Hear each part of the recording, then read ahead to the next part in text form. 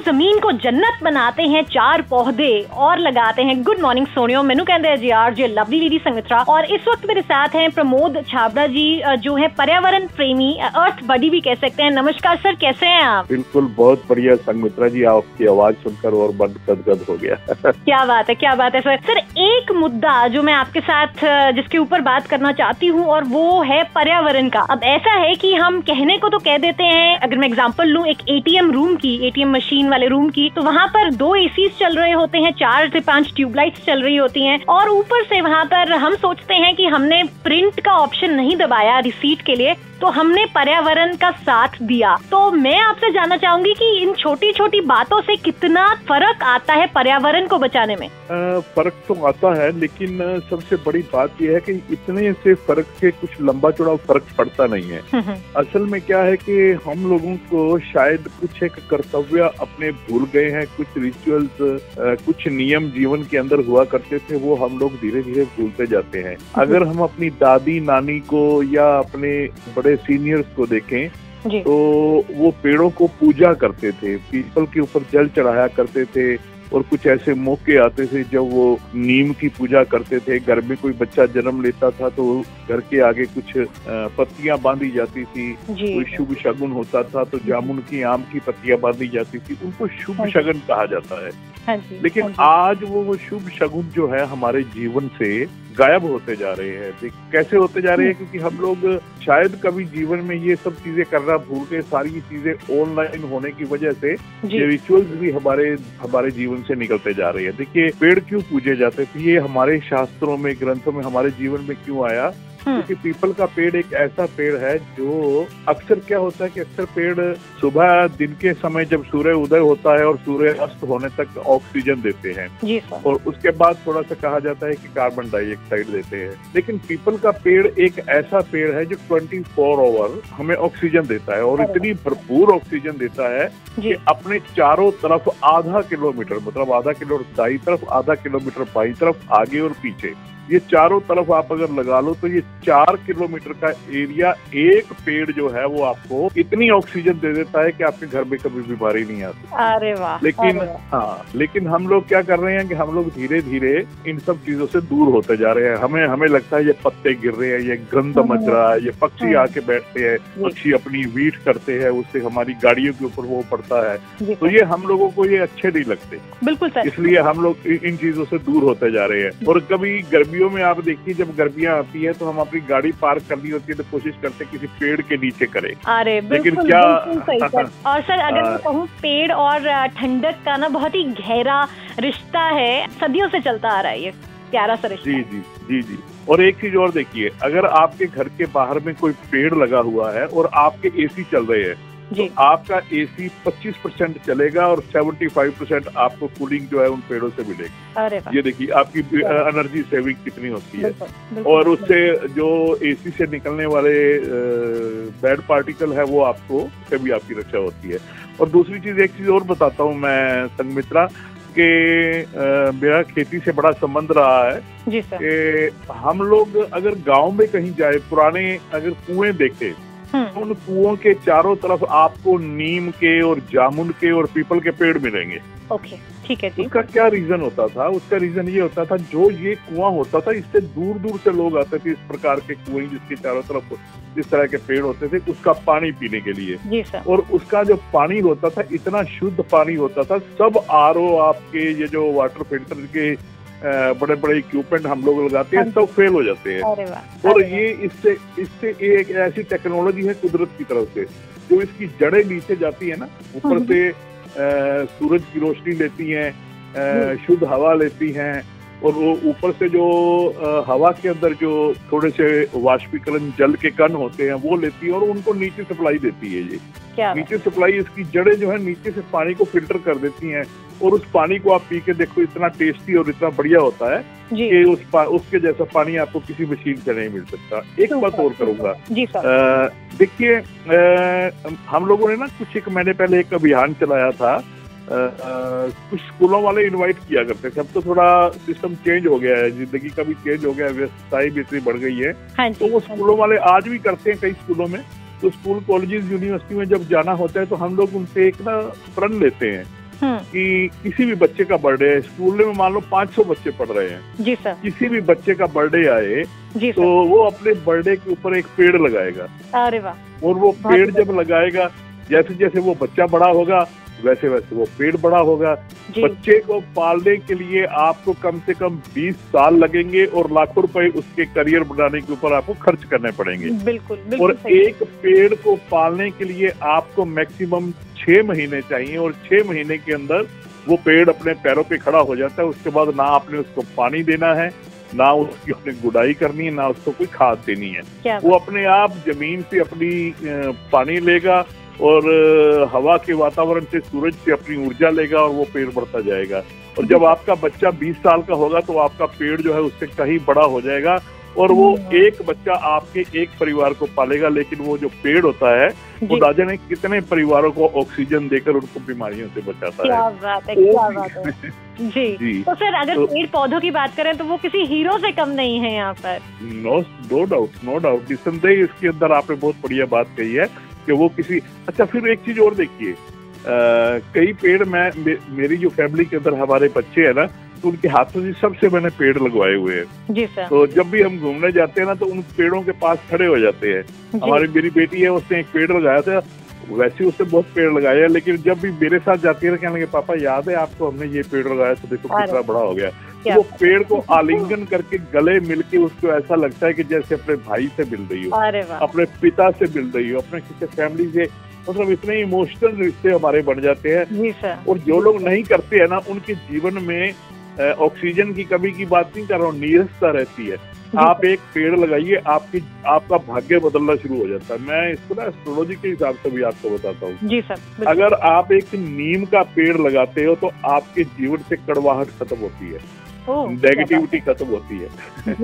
अगर आप जामुन का पेड़ लगाते हो तो आपके जीवन का जो वो आपका भविष्य जो है ना वो उज्जवल होना शुरू, आपकी रुकावटें जो है वो कम होनी शुरू हो जाती है। अगर आप एक पीपल का पेड़ लगाते हो तो आपके माता पिता स्वस्थ रहते हैं। और अगर आप एक आम का पेड़ लगाते हो तो आपका जो जीवन साथी है उस जीवन साथी के अंदर आपके अंदर ना मिठास पड़ती है।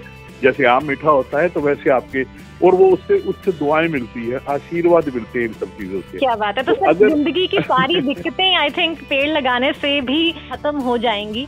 तो सर ऐसा है कि अब बहुत सारे जो आजकल की अगर बात करें तो आजकल बहुत सारे बिन बुलाए मेहमान हैं, अगर हम अपने एनवायरनमेंट की बात करें, क्योंकि अभी बारिश भी बहुत ज्यादा कई बार हो जाती है, ठंड भी कई बार बहुत लगती है, गर्मी भी बहुत लगती है। इसके ऊपर हम बात करेंगे थोड़ा सा कैसे हम इस प्रॉब्लम को कैसे टैकल करें। लेकिन सर इससे पहले आई थिंक एक म्यूजिकल ब्रेक लेते हैं। 107.8 FM DB रेडियो पर आप एंजॉय कीजिए जबरदस्त गाने। ब्रेक के बाद हम कुछ पर्यावरण के ऊपर बातें करेंगे, कैसे हम अपना योगदान दे सकते हैं एक बेहतर भविष्य के लिए। थोड़ी देर में वापस आती हूँ। हाँ जी, सोनियो मक्खन मलाई दे डोनियो मैनू कहते हैं जी RJ लवली लेडी संगमित्रा जनाब। इस वक्त मेरे साथ हैं प्रमोद छाबड़ा जी, जो है पर्यावरण प्रेमी, अर्थ बडी भी कह सकते हैं इन्हें। और आज का सर मुद्दा, अभी का मुद्दा आई थिंक बहुत ही ज्यादा इम्पोर्टेंट है, जो कि हम सबकी जिंदगियों से जुड़ा हुआ है। अब क्या है कि कोई अमीर है कोई गरीब है, लेकिन आज का मुद्दा, पर्यावरण का मुद्दा सबसे जुड़ा हुआ है। और एक जो करंट प्रॉब्लम हम सब फेस कर रहे हैं, अभी हाल ही में अगर मैं बात करूं, ढेर सारी बारिश हुई जिसके कारण इतने सारी फसलें गिरी हैं और कितना सारा नुकसान हुआ है किसानों का पंजाब में। तो ये थी बात बारिश की। अब ठंड भी कई बार बहुत लगती है और गर्मी भी बहुत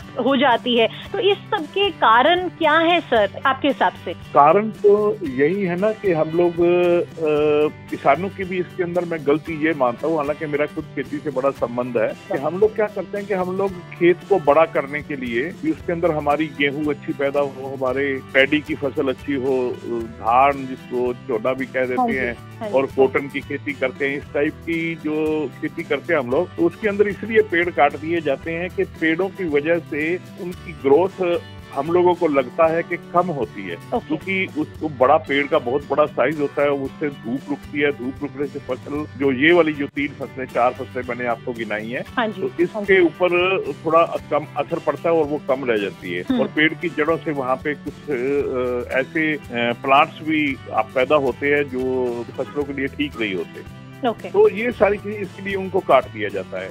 लेकिन हम लोग ये नहीं सोचते कि ये जो देखिए अब पंजाब के अंदर बारिश की वजह से फसलें पहले गिरी जी, गिरने पहले बारिश की वजह से पानी फ्लो ओवर हो गया खेतों के अंदर। उसके बाद तेज हवाएं चली और उसकी वजह से फसलें गिर गई। गिरने की वजह से क्या हुआ, 50%, 60%, कई जगह पर तो 80% तक फसलें जो है वो बर्बाद हो गई। अब उनको उठाएंगे, खड़ा करेंगे, गुच्छियां बना के उनको बांध के रखेंगे, फिर वो पकेंगी, पकने में भी टाइम लगेगा।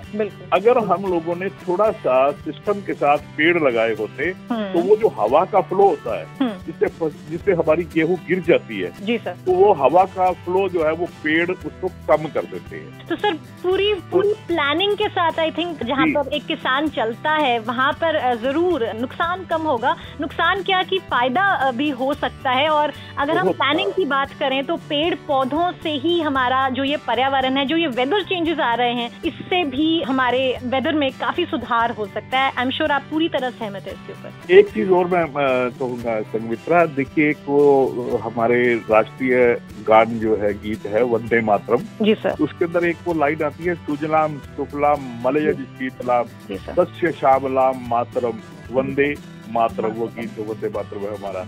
तो उससे क्या है कि हम लोग धरती को माँ मानते हैं, ठीक है। माँ से हम लेने की कोशिश तो बहुत करते हैं और माँ देती भी दिल खोल के है हमें, लेकिन हमने माँ को देना क्या है, धरती माँ को, पृथ्वी माँ को हमने देना क्या है और किस तरह से देना है, ये शायद हम लोग भूल चुके। जैसे मैं पहले बात कर रहा था, पहले उस किसान का आपको एग्जाम्पल दिया।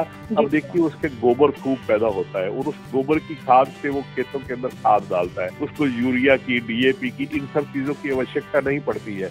गाय भैंसे पाल रखी है, जो उनका पेशाब होता है, गोमूत्र जिसको हम बोल देते हैं, उसको भी वो स्टोरेज करते हैं, उसका अर्क निकालते हैं, कुछ उसको स्टोर करते हैं। नंदी भी पाल रखे हैं, बैल भी है, तो इन सब के गोमूत्र से, पशु मूत्र से वो स्प्रे करते हैं। उससे फसलों की जो है कई कीट ऐसे जो है नुकसान वाले वो मर जाते हैं और मित्र कीट जो है उससे पैदा होते हैं। तो ये सारी चीजें जो है, तो ये पंजाब एग्रीकल्चर यूनिवर्सिटी, इसके साइंटिस्ट हमारे खेतों में आने के लिए तैयार होते हैं। हम लोग क्या करते हैं, हम लोग एक ट्रेडिशनल है, मेरे पड़ोसी ने ये लगाया तो मैं ये लगाऊंगा और वो दूसरा पड़ोसी फिर ये लगाएगा। एक ही चीज के ऊपर हम जो है ना वो ट्रेडिशनल खेती करते हैं जी सर। हम लोग पंजाबियां कहते हैं ना, खुद डड्डू अपा बन जाते हैं। आई थिंक वहाँ पर एक वहीं पे ही हमारा नुकसान हो जाता है। एग्जैक्टली, आपने बिल्कुल सही कहा। तो ये सारी चीजें जो है हम लोगों को प्लान करनी होगी। खेती कितना बेनिफिशियल वाला फायदा है। और दूसरा, ये आप कार्बन की बात कर रहे थे जी सर, तो उसके अंदर क्या होता है कि कार्बन जो है जहाँ भी गिरती है वो उस जगह का नुकसान करती है। और कई कंट्रीज ऐसे हैं जिन्होंने कार्बन डंपिंग के लिए कई देश किराए पे लिए हुए हैं। अच्छा, यू नो दैट। जैसे ये CFL है, CFL की कार्बन बहुत होती है, टीवी की ट्यूब्स होती है, इसकी कार्बन, ये जो सारी चीजें है ना कि जहाँ गिरती है वो जमीन को खराब कर देते हैं। और पाकिस्तान सबसे बड़ा डंपिंग पॉइंट है और बहुत बड़े बड़े कंट्रीज जो है वहाँ पे अपनी डंपिंग करते हैं। इसलिए आज आप देख लो वहाँ पे कितनी दिक्कत हुई पड़ी है खाने पीने की चीजों की।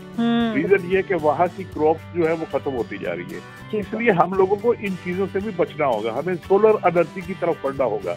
और ये सोलर एनर्जी बहुत आज गवर्नमेंट इसको कर रही है, प्रोत्साहन दे रही है, सब्सिडी भी दे रही है। और खेतों के अंदर आप मोटर जो है बिजली से आपको इंतजार करना पड़ता है चलाने के लिए, पानी लगाने के लिए। और अगर आप सोलर पैनल लगवाएंगे, सरकार उसके अंदर आपको सब्सिडी भी देती है, खुद लगा के भी देती है और बड़ा आसान EMI के ऊपर आपको उसको भुगतान करना। और आपको फिर बिजली का इंतजार भी नहीं करना पड़ता, बिजली आएगी, मोटर चलेगी, खेत को पानी लगेगा। तो उससे एक और क्या फायदा होता है, कई गाँव के अंदर आप देखो तो वहाँ पे रात को बिजली आती है जी सर। किसानों को रात भर जागना पड़ता है और गांव के अंदर, खेतों के अंदर उस समय वो कीट निकले, सांप निकल आते हैं और वो कई बार उन चीजों से दिक्कत पैदा हो जाती है। तो अगर हम लोग इन सब चीजों की तरफ बढ़ेंगे, एक एक करके, एक एक स्टेप करके, आने वाले समय के अंदर खेती तो अच्छी होगी। और आज मैं ये आपके चैनल के, रेडियो के माध्यम से, FM के माध्यम से बहुत बढ़िया कम्युनिटी की आप सेवा करते हो। एक मैं निवेदन करना चाहूंगा सभी सुनने वालों से कि आज एक प्रॉमिस करें अपने आप के साथ और हमारी आवाज को सुन के कि आप अपने जन्मदिन पर एक पेड़ अवश्य लगाएंगे। क्या बात। और ये अगर हम लोग ऐसा कर पाएंगे तो मुझे लगता है कि हम लोग अपना धरती पे आने का कर्तव्य पूरा कर पाएंगे। और जो पृथ्वी से हम लोग ले पाए हैं धरती माता से ले पाएंगे, हम उसका कर्ज उतारने में भी कहीं न कहीं अपना फर्ज अदा कर पाएंगे। क्या बात है सर, ज्यादा नहीं तो एटलीस्ट एक पेड़ तो लगा ही सकते हैं, वो भी अपने जन्मदिन पर। सर बहुत बहुत शुक्रिया हमारे साथ बात करने के लिए और इतनी सारी बातें शेयर करने के लिए, जो कि शायद कहीं ना कहीं अगर जितनी भी हमने बातें करी हैं उसमें से अगर हम 2% भी अपनी जिंदगी में इम्प्लीमेंट करते हैं ना, तो हम काफी हद तक आगे बढ़ पाएंगे अपने एनवायरनमेंट को, अपने पर्यावरण को बचाने के लिए। सर बहुत बहुत शुक्रिया हमारे साथ बात। आपका भी बहुत बहुत और आपके श्रोताओं का भी बहुत बहुत शुक्रिया। शुक्रिया सर। तो जनाब अभी फिलहाल आई थिंक एक म्यूजिकल ब्रेक एंजॉय करते हैं। वो कहते हैं ना कि अच्छी बातों के साथ साथ अच्छे गाने सुनना भी बहुत जरूरी हो जाता है, म्यूजिकल थेरेपी गाइज। थोड़ी देर वापस आनी है, मैनू कहते हैं जी आरजे लवली लेडी संग में।